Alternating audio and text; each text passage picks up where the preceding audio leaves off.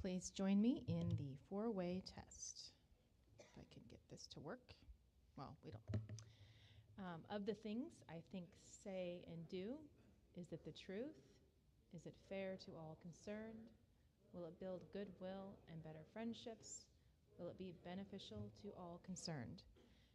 And the Pledge of Allegiance. I pledge allegiance to the flag of the United States of America and to the republic for which it stands, one nation, under God, indivisible, with liberty and justice for all.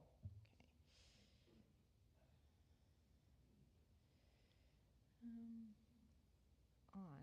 That would be the reason it wasn't on. Okay. Do we have any visitors and guests? I know we have visitors, correct? And guests. Yes, we should have a microphone. If not, you can come up here, Tony. Thank you. Anne, would you like to introduce your guest? Oh, here. Let me do this. Proud to introduce our nephew, David Volz, who is the Admissions International Recruitment Manager and Operations Outreach. And David has lived in various places in the world, and I asked him to just quickly summarize where all he's lived, if you don't mind. So I graduated from Mizzou with a degree in education in 2012, and then spent the next 12 years abroad in Taiwan, China, Panama, and Croatia, and then have 2 young kids, so decided to move back to the mid-Missouri, and a job opened up in international admissions where I'd be traveling back to the international schools that I've been working at, so I had to take it. So I'm based here and traveling abroad a lot rather than based abroad and traveling back home a lot. So I've enjoyed it so far, and thanks for welcoming me. Welcome, David. And then Jody, where's Jody? Ah, there you are. Hi, this is my friend and colleague, Heather Brown. Heather is a project manager with Planning, Design, and Construction at MU. Is there anything you want to add? I'm good. Okay. Lived in one place my whole life. Looks like we might have some more. Yeah. Oh, yes. Sorry, this is Ben Loeb and his wife, Sarah. Sarah. And as you know, Ben's a Hall of Famer and as a tennis coach, women's tennis coach and men's at Rockbridge High School. And so he's our guest today. And so welcome Ben and his wife, Sarah. Thank you. And we have somebody else in the back. Oh, no, I was just saying the microphone can go back there. Oh, okay. So I've got a new one. Okay, and who do we have online today? When you get a second to say.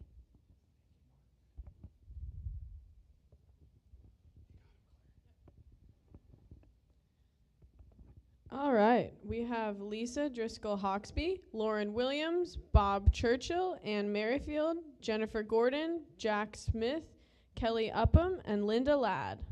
Awesome. Well, welcome to everyone online. Good for you. Thank you all for joining us. Okay, just a reminder, if you have any spare change for blue buckets for Polio Plus, they are on your tables, please. And then, does anybody have any happy bucks? Yes, Belly.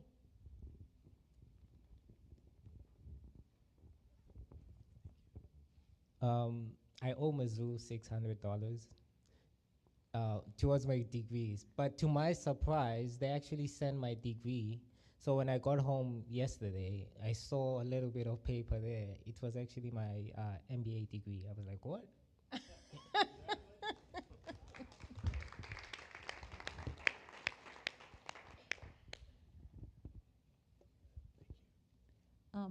I'm happy that the group Prometheus, which is a professional a cappella singing group, is going to be in town this weekend. There's an event Friday night at Gunter Hans, just across the street, and there's an event Saturday night at Stevens College. So encourage, if you love good music, those are 2 great opportunities. Anybody else happy today and wants to share? Okay. Any community announcements before we move on? Okay. I just wanted to share a reminder that there is the Rotary Clubs of Fayette and Rocheport do a cornhole tournament. That will be on Sunday, October 5th at 1 p.m. It is $25 per two-person team. They didn't have a QR code, but there is a flyer in DACDB, and there is the phone numbers. If you can see them, they're kind of small. But we can send this out via email, but it is also on DACDB if you're interested in going. And then they are also taking walk-ins, I read, from noon to 1 on October 5th. All proceeds benefit Polio Plus. Yes. There was a traveling trophy. Okay. One of our club members and his wife were on that trophy for several years. So there was a traveling trophy for this cornhole tournament. Go ahead. Yeah, Josh and his wife had okay. won that tournament at least 3 years that I'm aware of. So Okay. we should go represent. It's a great time. Yeah. So I encourage anyone that is available on that day to go and support that event. And then the All Rotary event is October 15th. There are flyers over on the table as you walk in. That's the QR code. If you are available to attend that event as well, October 15th, $25, I think $30 per person at the door. And that one is being hosted by Impact Rotary. And it's at the Kitchen, Grill, and Games. And then our district conference is October 18th in Springfield. And our district governor has been sending lots of information out about that, so I don't know that I need to go into much more detail. And then Impact is also doing their fall mum sale. So if you want to buy a mum for the fall, you can support Rotary at the same time, and they are really, really nice mums. So Kathy Bombsall and Marty Walker are celebrating birthdays this week. Happy birthday.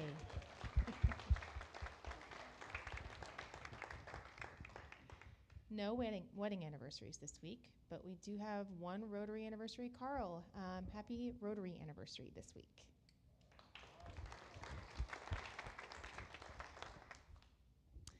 And community service, is that you, Tony?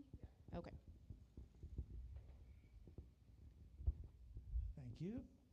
Want to go ahead and click, please? The next Welcome Home KP is September 25th, 4 to 7. I'm not sure if we have enough people yet or not. I'll have to look at the sign-up sheet, but we can always use backups.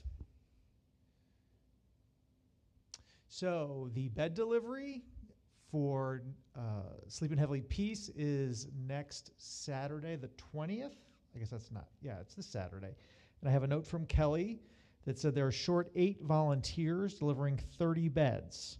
We take out teams of 4 people to each home. So we are still looking for 8 more volunteers to deliver beds. I have not had an opportunity to deliver beds, but I hear it is a good time. And thank you to Marty, Carl, myself, Brady, and Brady's daughter Blake for joining us on Saturday for a Sleeping Heavily Peace bed construction. We were a little short of volunteers because they moved the MU game and it was hot. But actually it wasn't that bad. But Kelly and everyone is grateful for the folks who turned up last weekend. The next food bank is October 21st, 5:30 to 7:30. And thanks to everyone who showed up Tuesday, where I hadn't seen this one. It was frozen corn cobs in giant boxes that we moved with shovels. But they packed up 4,600 pounds of corn cobs. So that was an interesting thing. It's an interesting exercise in logistics to watch this thing happen. But anyway, yes. Corn on cobs, yeah. The Alzheimer's Walk, do you want to speak to that? Sure, yeah. So we did get some additional donations last week, so we are now at 67% of our goal. We are still trying to raise $3,500 for the Walk to End Alzheimer's. The date of the actual walk is October 4th. You do not have to walk if you want to support our team. All you need to do is either encourage donations and or support the walk yourself with a donation. Or if you want to just walk on that day, you are welcome to do that. But if you scan the QR code, that takes you to our team page, and you can do one of those many things. Here is the way that the page looks when you sign in. So you can either donate or you can sign up to be on our team, and then there's tools in there to share and promote our team on social media. Okay, then fine. I think this is our last one. Next month, October 25th, we're having the Adopt a Spot litter cleanup from 9 to 10. There is no in-town game that day, so we should be good. Sign-up sheet coming soon. And then sign-up sheet is coming soon for the All Rotary Blood Drive, but please hold the date December 18th. It will replace our regular Rotary meeting, so it's going to be Thursday from 10 a.m. to 2 p.m. We will not have a speaker that day. It'll just be a blood drive here in this room.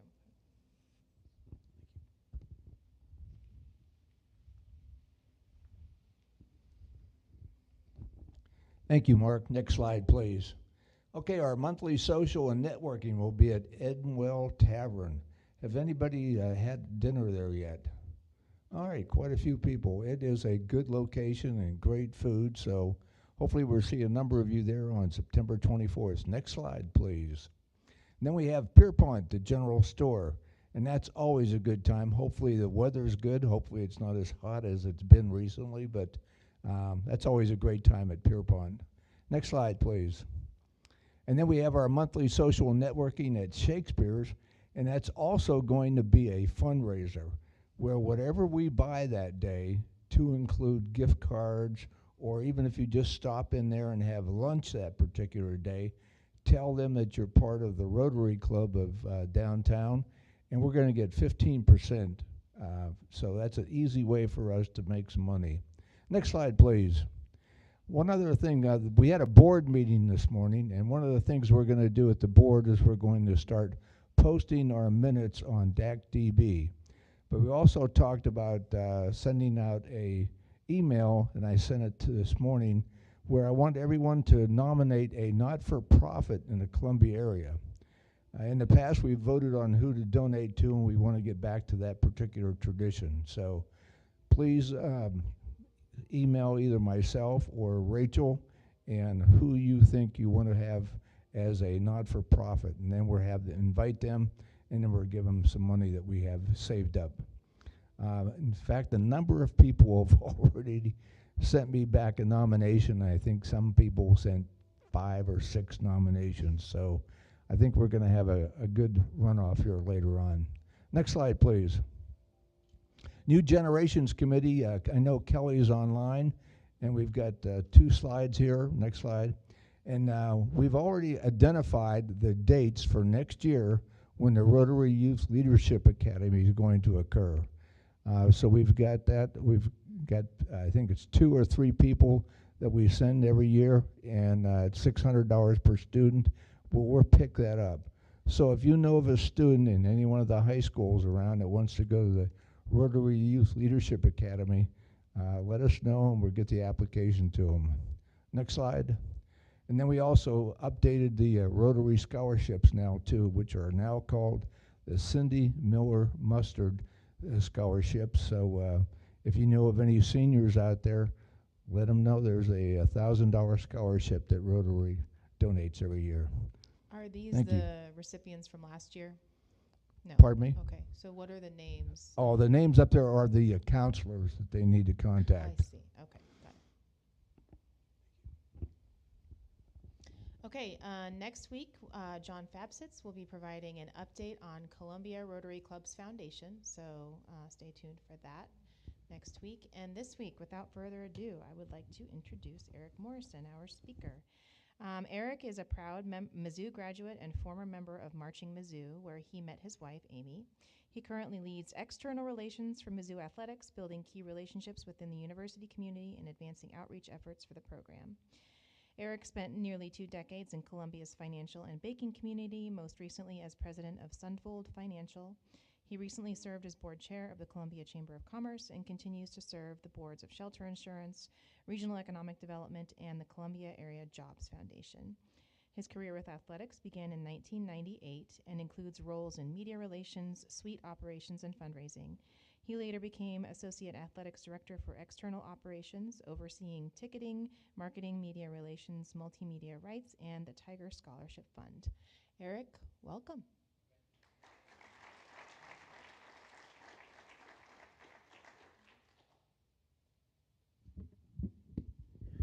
Good afternoon. Thank you for having me. I'll try to stay somewhat stationary, but I do a little better than standing behind the podium. First, I want to thank Jack Smith. Jack, I know you're out there, and I appreciate you reaching out to me and having a former competitor, banker, come speak to your Rotary Club. It says a lot about what kind of character Jack Smith is. You know, that's one thing I wanted to just mention, because when you get out of banking, you sort of forget how collegial the banks are in Columbia, and it is not all like that.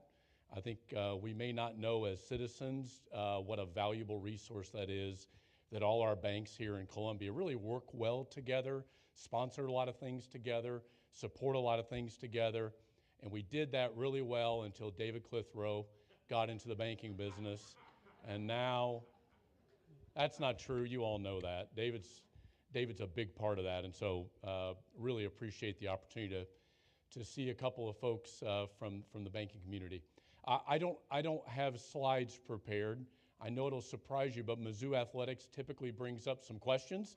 So I thought I would do a couple of things as an update, and then we can just kind of talk through, as you all want, some things that might be on your mind about Mizzou and Mizzou Athletics. I think the last time I was at the Downtown Rotary, I heard Frank Conley give about a 45-minute on some people he dealt with in his career as a judge. I will not be as graphic or as interesting as the late judge was, but that was my last foray to Downtown Rotary. Hey, a couple of things I just want to touch base with. I recognize that at Mizzou Athletics, we get involved in a lot of things that our general fan base may not have day-to-day knowledge of, okay?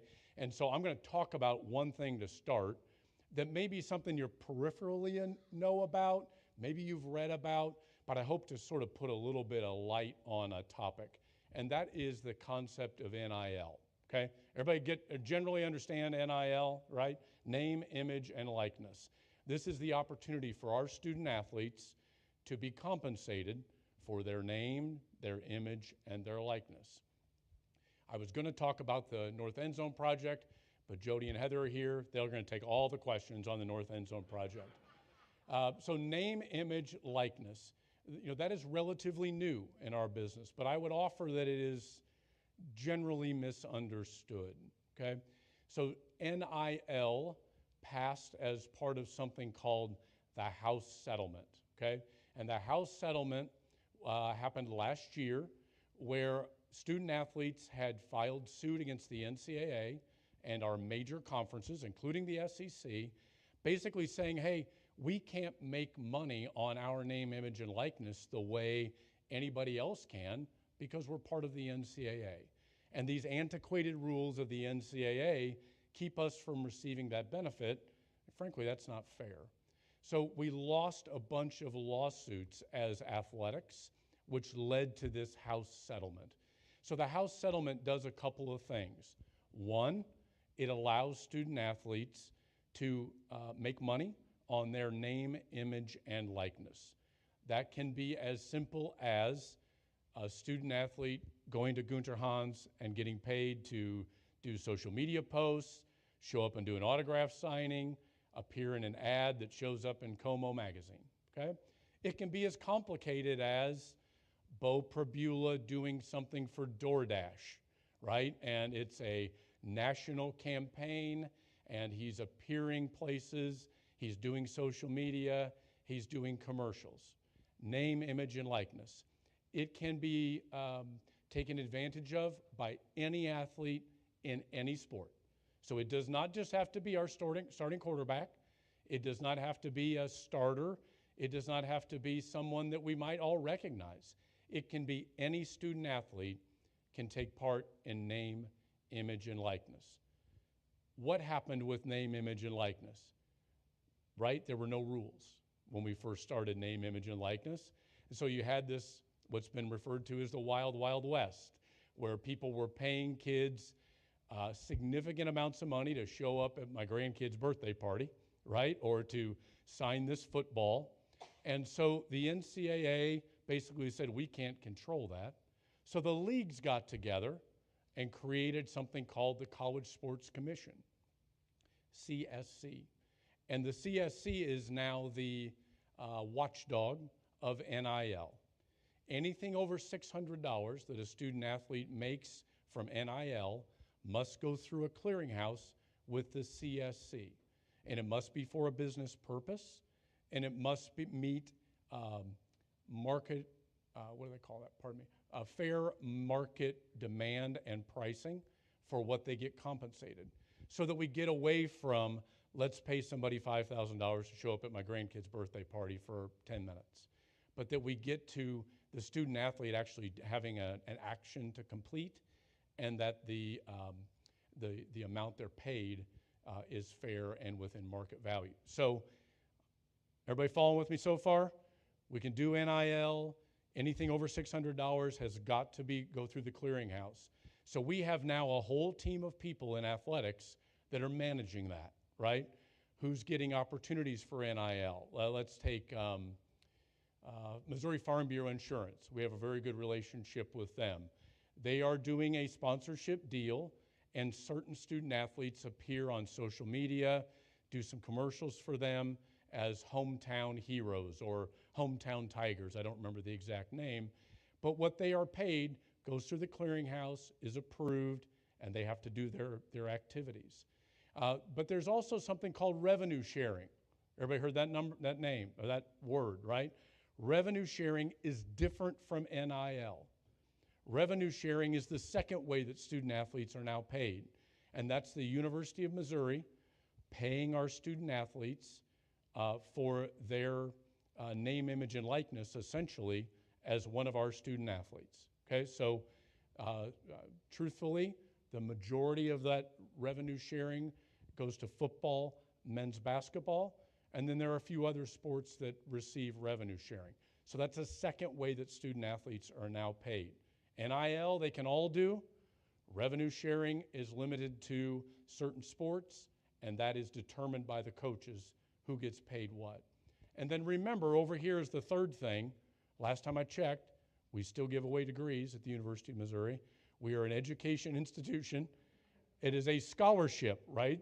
Some of us remember those days that scholarships were kind of a big thing. We still give them, right? And student athletes still come to the University of Missouri for the opportunity at the education and the opportunity to compete in their sport for the University of Missouri and the SEC. So when you're reading about NIL, Rev Share, you're hearing about it, remember it's three buckets now. NIL that they can all do, Rev Share that not everybody does, and scholarships that are still available, and we're adding two in this next year to the tune of about $3 million of additional scholarships for our student athletes. We have about 500 student athletes at Mizzou.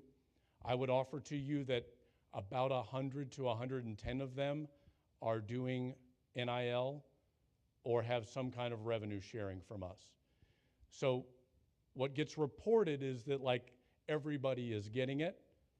What we need to know is reality is that about 75% of our kids are still here for the education opportunity and the opportunity to compete in their sport for the University of Missouri. Okay, let me stop there. That was about 18 minutes more than I really wanted to talk, but I'd take any questions. In the back, sir. Sorry, Mark, I should have given you a heads up I was going to do this. The clearinghouse, how much money a cut do they take to provide salaries for those people that are managing this new concept? It's a great question. How is the clearinghouse paid? It is paid by the conferences. They are not paid out of what the student athlete's sponsorship opportunity is. The four conferences, SEC, Big 10, Big 12, ACC, are essentially footing the bill of the clearinghouse, right here in the front.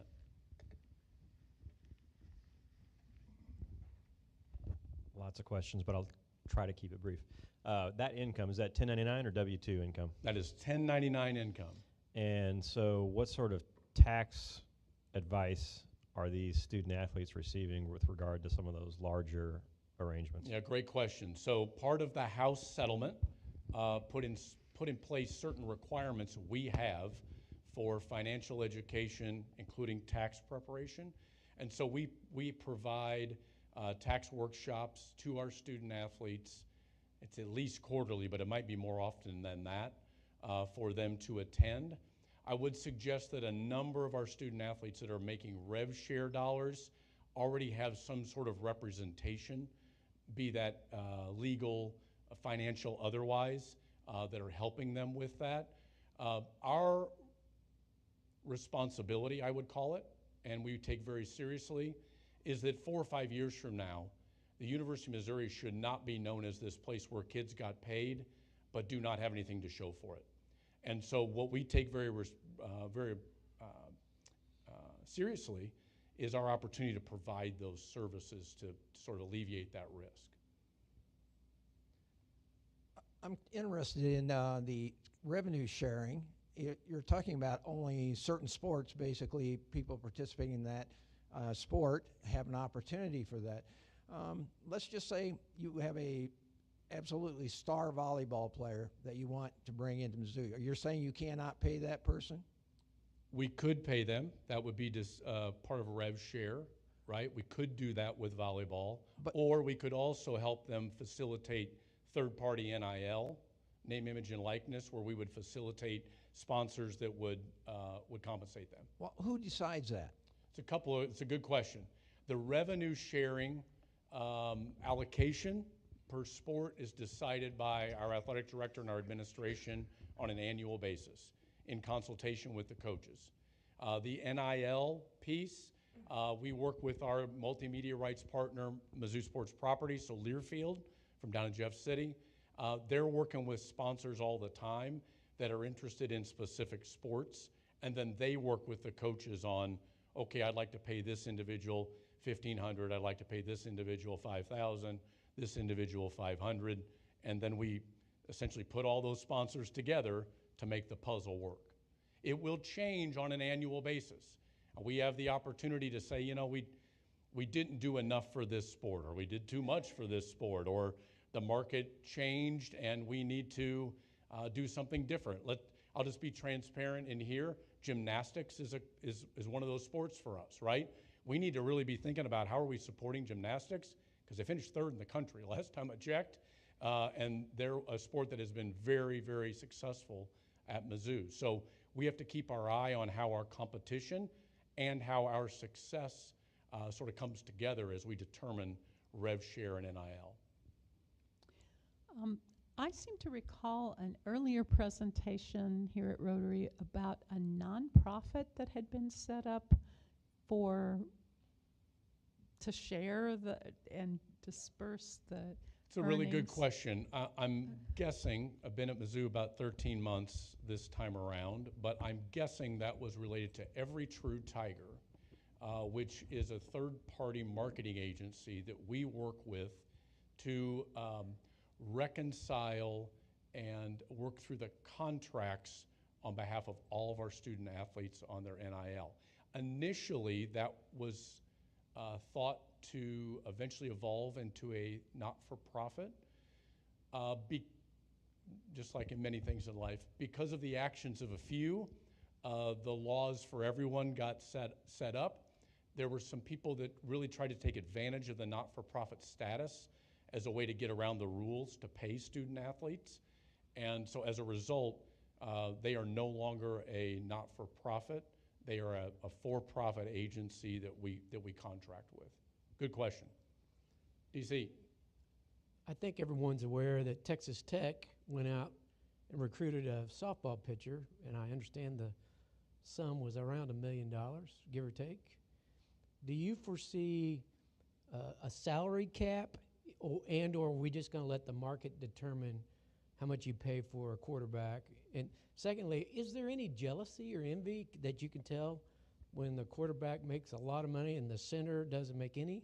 Yeah, since we're in church, I'll start by saying we're all sinners, so I assume so, David. Yeah, you know, I'm guessing there probably is, but that's why we got to have really good coaches who think about that. And before I get to the first question, you know, I would make a comment about our coaches. And it's easy for the guy from athletics to come up and say this, right? But you all can be very proud of the people that are leading our programs. These are high character people who are dealing with a very volatile industry, and they're also dealing with 15 to 22-year-olds exclusively, right? And so our coaches have had to become somewhat psychologists, somewhat motivators, right? Somewhat drill sergeants in sort of navigating this whole thing about now Jim is making different than Ben, but they got to play next to each other. And so I would just add that editorial comment. Is there a salary cap? Essentially, yes, there is. The revenue sharing piece of, you know, so point 2 of the stool, $20.5 million is the max that a university can share with its athletic program student athletes. So that's what we're doing at Mizzou, $20.5 million. Revenue sharing. The third-party NIL, there is no limit. Now, it's got to go through the clearinghouse. It's got to be legitimate, but there is no limit there. So will there be a salary cap? There is to some degree now, and I think the market will probably end up dictating kind of what that NIL space will look like. We already have at Mizzou about 3 years worth of data on what the average point guard on the women's basketball team makes in the SEC. We have that for almost all of our sports. So the data is out there.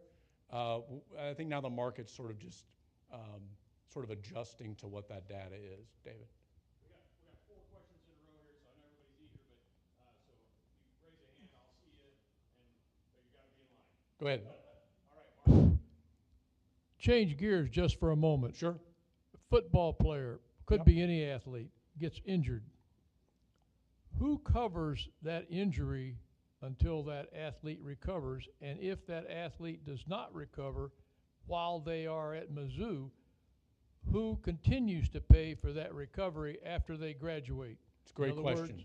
So are they insured for the rest of their life if there's a problem, or it's only while they're at Mizzou or participating in athletics? So we, the University of Missouri, are responsible for any injury or any sort of medical that is the result of their time as a student athlete for 2 years after the end of their eligibility. Okay, so I'm sorry to have to say it, but Sam Horn, right, has a broken leg right now, rehabbing.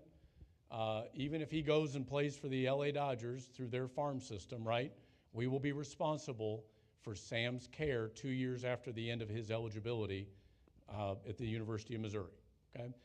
During their time, we take care of their medical coverage and take care of their health care, you know, through MU Healthcare on campus. Let's say they were in a wheelchair for the rest of their life. Who pays for that? Only 2, our responsibility is only through 2 years after their eligibility. Yes, sir. Question about student tickets. Yep. Nobody's asked about that at all, so I'm glad you did. Okay. Because I heard an earful at a tailgate from a parent and a freshman that's never been to a game yet this year, and they are not happy. Yep. So what are you guys doing to get that So let's start with where we started from, okay? And where we started from was about mid-March when we sat down and looked at the 2025 season and all sort of looked at each other and said, we don't have the hill for 2025, right? And so that's going to limit the number of actual students we can allow into the football games. So before, we sold the all-sports pass, and we still sell the all-sports pass, but we weren't worried about the number coming in, frankly, because we knew we had the hill as a place for the overflow, okay? For 2025, we knew we only had about 8,000, 8,100 spots for butts to sit or feet to stand for students. In the past, many of you probably knew for basketball, we did a claims process, right? Where for about every third game, we would have our students claim tickets for those 3 games. So we had this group of people that had the Zoo Pass, right? But we only had 4,100 tickets for basketball. And we've been doing that since approximately 2006, I think. So the assumption we made, and in church again with the truth, probably wrongly, is that we could automatically assume people would do the claims process and understand the claims process for football the way they always had for basketball. Everybody staying with me? When we did the claims process the first time for football, a couple of things happened. One, everybody sit down, this is going to be a shocker. Technology did not work the way it was supposed to, okay? We had huge queues of kids in line, virtual queues, right? We had technology issues where it did not work. We had kids that were kicked out, couldn't get back in, and so we ended up with a mess on our hands, okay? And so as a result of that, we went back to the drawing board and went to a lottery system to allow those that actually wanted to go to submit their email address. And for this Louisiana game, we were right at 8,200, I think. So I think starting with the Kansas game, we did that sort of area down on the berm to add some more space. For this game this weekend, we're at about 9,000 students that are in the lottery. We made some additional seating from them out of tickets that were not sold in the upper deck areas so that we have more space for them. The reality of it is the best intentions did not go the way we thought. Our communications in April and May to our students that we thought were clear and concise and everyone understood, we didn't do a good enough job being clear and concise, right? And so we will totally redo that for next year, starting in probably February, with more proactive, clear communication, probably start with some student focus groups in December and January to better understand how we can help them more. For those that have not made it to a game yet, we're doing some forensics on the backside of the ticketing system to try to see who are all those people so that we can proactively reach out to them in the weeks to come so we don't have anybody go over. I've had a lot of email communication with parents and students. Laird has as well. President Choi has as well. And for the most part, we've been able to accommodate almost everybody. I would say it's worth noting we've had about 30 refunds is about all we have processed so far, because we've at least been able to get to a point of, okay, how do we accommodate you best? And remember, the All Sports Pass affects basketball as well. So if there's a refund issued, right, then you're out for basketball. Follow up. Is there any standing room only in Thoreau Field? There is. There are some standing room only areas at the top of a couple of sections. We do get into a little bit of difficulty pre-selling that because many of those areas can be ADA accessible seating areas. So if we have people come up on game day that need accessible seating, we have to hold those spaces until game day, till game time, and then we can sort of move people into SRO areas.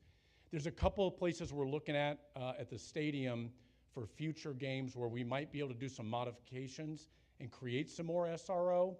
We got to be a little careful about the unintended consequences there of putting a bunch of people into certain areas where they're not used to being, so that we don't end up with situations where the traffic flow really creates a problem for us. But good question and things we're really digging into.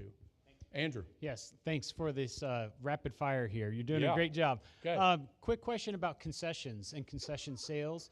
How is that tracked? Where does that money go? And how many beers were bought at the KU game? A lot. A lot of beers were bought at the KU game. So we do a contract with Levy, which is a national concessionaire that runs our concession stands. They will partner sometimes with volunteer groups or student groups that will work a concession stand to raise money for something. But otherwise, we take a percentage of the concession for the contract, Andrew. Concessions is a tough business because we're bringing 57,000 plus who have 57,000 interests in caramel popcorn versus butter and bratwurst versus footlong hot dogs and cheeseburgers versus hamburgers and double cheeseburgers and Andy's versus Randy's, and ice cream versus custard, and diet versus regular. And so we take a lot of that info in and just kind of try to do the best we can with the offerings. I will say that concessions has gotten very difficult, frankly, as it relates to the labor force and having enough people to work the concession stands. You may have seen, if you've gone to our games the last 2 weeks, we instituted some new technology in 2 of our stands that is essentially a frictionless concession stand. You've seen them if you go to professional games. Actually, Columbia Regional Airport has this concept where you scan your card, you walk in, you pick up what you want, the cameras follow you, right, and know what you've picked up, and then you walk out, right? We've done that at a couple concession stands, and it's worked quite well, actually. Again, as long as what I'm looking for is there, right? That's the challenge with concessions. I'm going to go back to NIL. Yeah. Are you I know it's still relatively new, but are there sports that are not seeing any NIL money? And then my second question is, if new student athletes are coming to campus, is it on them to try to identify partnerships, or is that handled by you? It's a great question. So I do not believe we have any sports that have 0 NIL. We have sports that don't have rev share, but I don't think we have any sports that have 0 NIL. Somebody, at least in every sport, has some NIL that they're getting. When they come to campus, how do they determine NIL? It's either the student athlete can arrive with NIL opportunities, right? The easy thing is, a kid from Higginsville, Missouri, right? And there's a car dealer there that wants to support them, and they play softball for us. The car dealer can come and do a deal, and the student athlete arrives with that when they come onto campus. We can also help facilitate. We cannot guarantee or promise to the student athlete that they will receive third-party NIL in any value, but we can help facilitate that. That's where we have to have our partners, Mizzou Sports Properties, Every True Tigers, and then our athletic department staff sort of know who are those businesses out there that are very passionate about certain sports, right? You will start to see some things from Big O Tires on wrestling. NIL deals with our wrestlers, because Big O Tires love their ownership and management love Mizzou wrestling, right? So we can help facilitate that. We can't guarantee it. Next question is going to come from online, and then I think Neil and Marty. Did I miss any other hands? Okay, and then Joe. So online, Neil, Marty, Joe, and we'll see if we have any time after that. This is Lisa Driscoll Hawksby, and I just want to say I've known Eric for just a bit. I became familiar with Eric through his work at Ready, and I think, when it was announced that Laird was going to be the athletic director, I know that got a lot of press, and folks were so excited. But I think, for me, one of the things that makes me very trusting of MU athletics, even more so now than ever, is because of Eric's presence. I wish he does not like fanfare, but I think it's really important to let you all know that his presence and his perspective, I am certain, has been so welcomed and such an important part of what we're trying to do to really not only be leaders in our own community, but leaders throughout Missouri and also throughout the SEC. So Eric, I just want to say thank you to you, and I'm so excited you're in the position you're in, and I'm sorry I couldn't be there in person today. That's very kind of you, Lisa. Thank you. Appreciate it. Thank you. Thank you. 2 hopefully quick questions. Sure. Has there been any response formulated for Hunter down in Arkansas and his comments about our lack of national titles? Did you see that comment? Let's move on to the second question. All right, second question.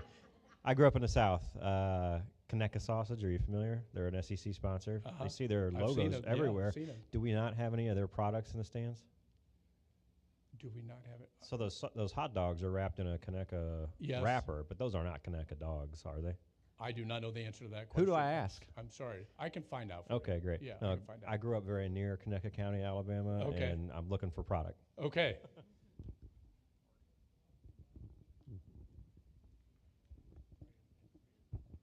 Another unrelated question. Why do we have such a lack of tennis courts on campus? Oh, did Judy put you up to this? No, Judy did. In fact, I did not even sign the letter that she circulated a couple of weeks ago. But Yeah. I just know when I got here back in the 1970, a long time ago, there were a lot of tennis courts here, and I noticed that there's not. But that leads you into the pickleball stuff, because those are also on a court type situation. And I just wondered, why don't we have more tennis courts? It's a good question. Let me start with one thing, so there's no lack of clarity. If we had somebodies like Jim and Judy Elliott that cared as much about every one of our sports as they care and have given their time, treasure, and talent toward tennis, we would be celebrating a lot of national championships at the University of Missouri. Thank you. Okay, so I appreciate the question. That one is one that I'm just gonna, we're in the locker room and I'm gonna be 100% transparent with you. We have dropped the tennis ball on tennis courts at the University of Missouri. We built great courts 10-ish years ago, maybe 8, outdoor. They had significant issues with them as it relates to the concrete and the infrastructure, and frankly, we've done nothing about it. So Judy and Jim and Ben and I had a meeting, I don't know, 2 or 3 months ago, and really talked about, okay, what are we gonna do next? And it's our commitment in this fiscal year to have a plan in place for outdoor tennis courts. Now, what is that? Who's gonna pay for it? All that good stuff? I don't know. All I know is we cannot be in the SEC and continue to go play other places for our home tennis matches when we have courts and locations that should have, where our student athletes should participate. So the answer to your question is we've not done a great job, that's why, and it's on us to lead that moving forward for our student athletes. Is that fair, Judy? Jim? Good? Ben? Okay. Next question. Yeah, so if we all promise that it doesn't leave this room, can you give us some insight on when North Carolina and Virginia are joining the SEC? That'd be a great question for Commissioner Sankey when you get him to come speak. So let me just address that, because I think it's like, it needs a little context, right? Like, I think the SEC is not in the business of saying, well, we just want to add more schools. And that's not to sound prideful or like we have all the answers.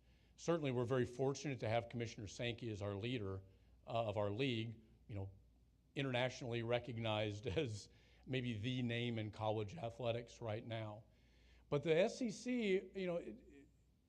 it has a certain level that it wants to maintain, and I think just adding schools doesn't necessarily do that. Certainly we feel from a national prominence perspective, the 16 we have are pretty darn good. There's a lot of geographic things that make sense about our league that frankly some of our other leagues, they don't make any sense. I'll give you an example. The Big Ten, which is a fine league with fine schools, their women's soccer conference championship was played in St. Louis last November. Big Ten Conference in St. Louis. The 2 schools participating were UCLA and Rutgers. Okay? Now, if you don't know where Rutgers is, it's in New Jersey. So what sense does that make for the welfare of the student athlete? I'd suggest not much. That's not my call. But I think for the SEC, we don't want to get to that kind of thing, right? Frankly, at the University of Missouri, we got enough problems getting to Gainesville and getting to Knoxville and getting to Columbia, South Carolina, to start adding too much else. Just even getting to the southern schools. So I think if the SEC were to add schools, there'd have to be real reason and real intention of what we are doing, and it would not necessarily be about more TV viewership. It would not necessarily be about more teams for football. It would have to be about strategic reasons for adding schools. No offense to North Carolina and Virginia, which are significant academic institutions in our country and highly successful athletic departments. Jim. I just want to double down on Eric as far as a leader goes. Leaders' best attributes are integrity and trust, and we have that in you, and I think that's a great thing to have with you in the program now. Thank you. Second, ice hockey. Yeah. You know, you talk about tennis courts. You can try skating down in Jefferson City, and that's where those poor guys have to skate. And I know it's not in high school and every place else. Hockey is expensive. It's tough to run, but is there any future for it at MU? That's a good question. So I've got a couple of perspectives on ice hockey. Number one, my neighbor grew up in Hartford, Connecticut, played hockey his whole life, 55 years old. He's still playing hockey on Sunday nights, right? Just like you, Jim. Although I'm giving you 55, to be honest with you, okay? Okay, all right. So, so he is also one of the assistant coaches of the club teams. And so I hear from him a lot about hockey. I also see him leave his house at 9:45 last night so that they can have their practice from 10:30 to midnight at the Jeff City hockey rink, okay? I also have the perspective of many years ago working at Mizzou in athletics when we looked at putting ice in the Hearn Center, right? After we had built Mizzou Arena and we thought, hey, this could be a community thing. We put hockey in here, we could have other events in here relative to ice. It was an unbelievably expensive endeavor, unbelievably expensive. Part of it because we were trying to retrofit, part of it because it's just really, really expensive. You know, we've got I have the perspective of a lot of our donors in St. Louis grow up playing hockey. It's a huge hockey community, lots of high school hockey. So their kids come to school here and they're like, hey, when are you guys going to have hockey? Because he or she could go to Michigan or Michigan State or Indiana or other places and play hockey. Right now, we do not have plans in our facilities to include ice. I am aware of a couple of private things that are happening with some developers that are trying to think about hockey as part of a community arena or a community center. I don't know that those have gained as much traction recently as they have in the past, Jim. The other thing that we have to consider from a Mizzou perspective is adhering with Title IX. And knowing that to add one thing means probably adding two, which means we've got some other challenges with the other sports we already offer, right? And so if we go back to if we're not taking care of the stuff we got now, like tennis, like the Hearn Center, should we really be adding anything else? So those are the perspectives. I would suggest probably keep the drive to Jeff City in your near future because that's probably where you're going, Jim. Yeah. How about I got time for one more? Yes, sir. Plans for Hearns is the question. Plans for the Warney Hearns Center. I think that we're going to have to, in this next year, really think about what we're doing there. I don't know what the answer is. What I do know is we have very fine sport programs that require that building, that need that building. Gymnastics, track and field indoor, wrestling, volleyball, right? And so we need to be mindful of that. We also need to be mindful that it's a 50-plus-year-old building that's just kind of sitting there deteriorating in some ways and needs some pretty significant maintenance done to it. So we'll spend, again, part of this year is a full sort of facilities review, including the Hearn Center. Some of you may have seen Dr. Choi speak recently about real estate development. The greatest underutilized resource we have, at least in athletics, is real estate, right? We're at the corner of Main and Main. So does the Hearn Center fit into that kind of plan? Will be part of what we're talking about. Heather's familiar with that, Jody as well. Okay, Jim. You can't get in it. I think you're past time, Jim.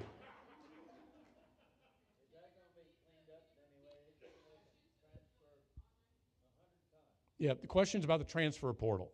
And this is the thing that exists right now that allows student athletes to go from school to school with no limit. There are some windows when they have to declare, but there's really no limit to what they're doing. Jim's question is what are we going to do about the transfer portal? This is what the consequences. We have student athletes who play 5 years at 4 places, right? I don't know, Jim, I don't want to speak for Dr. Choi. I don't think anything's going to change too much until the presidents probably say enough. We aren't going to have our universities used this way, because frankly, the coaches aren't going to be the first ones to speak up, because it'll be a competitive disadvantage for them, right? But there's no doubt that something has to be done, because we're losing, right? We're losing the integrity of the institution of higher learning and the degree, that we've all earned and are continuing to earn. So I would anticipate that's probably going to continue probably for the next year or so, but there is change coming there. It's going to happen, but it'll probably be at the presidential level. Okay. Appreciate you all, appreciate your questions, appreciate you listening. If something else comes up, David or Rachel or Jack know how to reach me. Feel free to reach out with questions and ways we can help you. MIZ. Draw a raffle ticket. We do a 50-50 raffle in memory of GB and Gertrude Thompson. Okay, the winner today, 720-3662. Carl, lucky winner. Awesome. And thank you, Eric, very much. Yeah. And the pot is $822.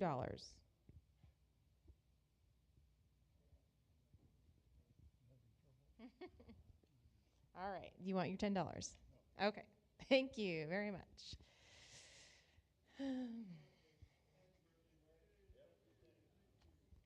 All right. Thank you, everyone, for joining us today, and have a happy Thursday.